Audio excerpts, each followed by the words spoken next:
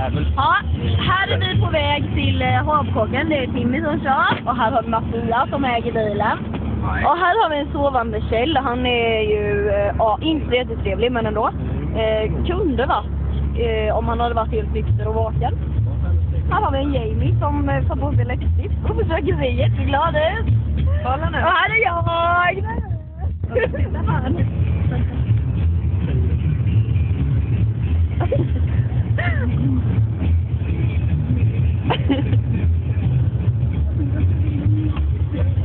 Och då har vi Mattias igen, ja. Ja. Och så har vi en Timmy igen.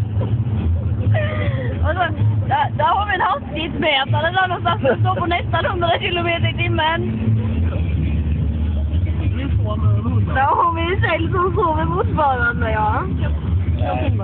Nej, han sover inte. Varför är det bara halvröd?